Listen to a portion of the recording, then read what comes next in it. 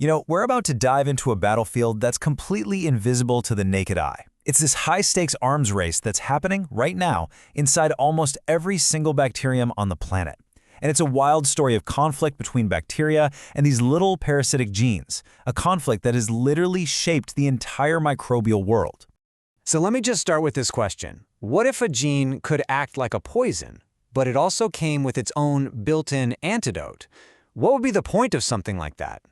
Well, this isn't some sci-fi concept. It's a very real, very clever biological system that we're going to unpack today.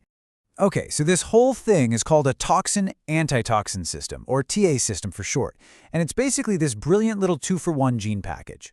You've got one gene that produces a really stable toxin. Think of it as a tiny self-destruct button for the cell. Then you've got the second gene, and it makes a much more fragile or labile antitoxin.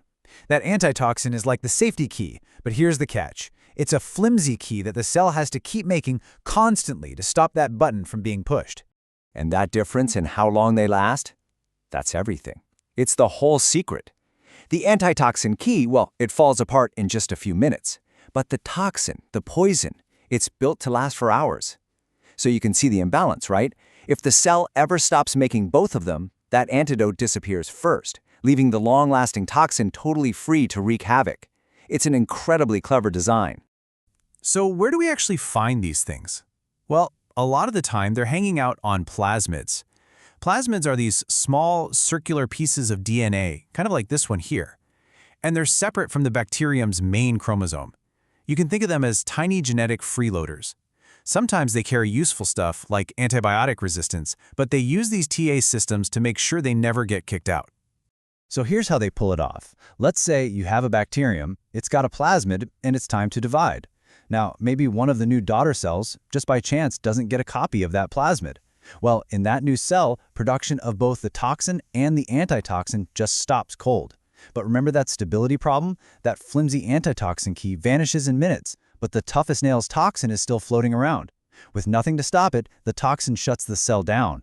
It's a brutal way of making sure that any bacterium that dares to lose the plasmid simply doesn't survive. Yeah, scientists actually call this tactic post-segregational killing. It's basically a hostage situation. The plasmid forces the bacterium to become addicted to it for its own survival. If the bacterium gets cured of the plasmid, it dies. So it's really no surprise that these TA systems are often called addiction modules. And that brings us to the big mystery here.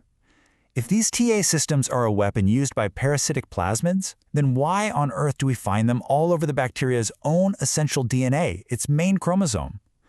I mean, why would an organism keep dozens of these little self-destruct buttons wired directly into its core operating system? It just doesn't seem to make any sense.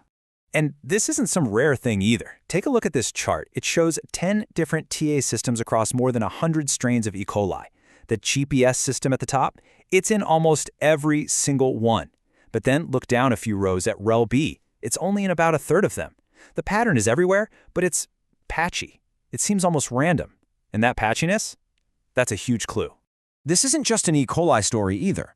A global survey of bacteria from wastewater found these TA systems on every single continent. This plot here shows all the different types they found and connects them to the regions. The main point is just this. This genetic puzzle is a truly global phenomenon. It's happening everywhere. Now that patchy distribution strongly suggests that bacteria aren't just inheriting these genes from their parents. They're grabbing them from their neighbors, from the environment, through a process called horizontal gene transfer. And that just makes the mystery even deeper. Bacteria aren't just stuck with these things, they're actively picking them up. The big question is, why? Well, the leading theory is called the anti-addiction hypothesis, and it completely flips the script on how we think about this. It suggests that the TA systems on the chromosome aren't self-destruct buttons at all. Instead, they're an immune system, a defense mechanism against the exact same addiction tactics that those plasmids are using.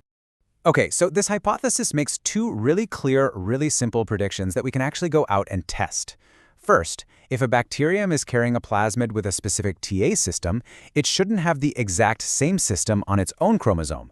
And second, the other way around. If it has a TA system on its chromosome, it shouldn't have a plasmid with that same system. Basically, it should be one or the other, but almost never both. And here you have it. This is the smoking gun. This visualization shows data from thousands of bacteria. For each TA system, that middle ring shows if it's on the chromosome, and the outer ring shows if it's on a plasmid. Just look at the colors. Do you see how they almost never show up in both rings for the same bacteria? It's an unmistakable pattern of mutual exclusivity. It's exactly what the hypothesis predicted. And to really put a number on it, let's take that REL-BE system, one of the most common ones out there. In over 97% of the thousands of bacteria they looked at, this pattern held true. It was either on the chromosome or it was on a plasmid. Almost never both. That is some seriously strong evidence for the anti-addiction idea. So what's the actual benefit for the bacterium? Well, think about it.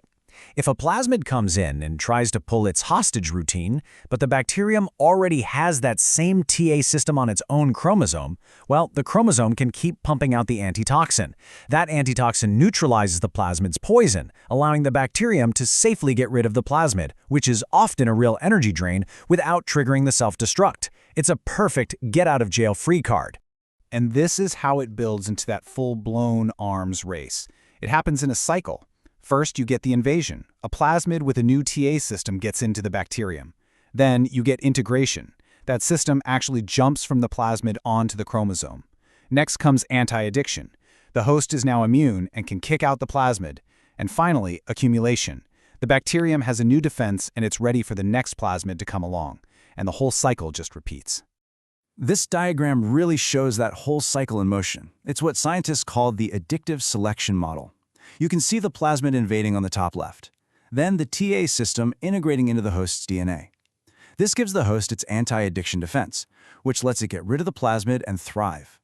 Over millions of years, this cycle of invasion, integration, and curing is what populates the chromosome with all those different TA systems. So in the end, that messy, patchy collection of TA systems on the chromosome isn't a bunch of dangerous self-destruct buttons at all. It's more like a history book. Each one is a molecular memory, a battle scar from a conflict with a parasitic gene that the bacterium won. You're basically reading its war journal. This constant back and forth, this war between addiction and anti-addiction, is this powerful, invisible force that's constantly shaping the microbial world.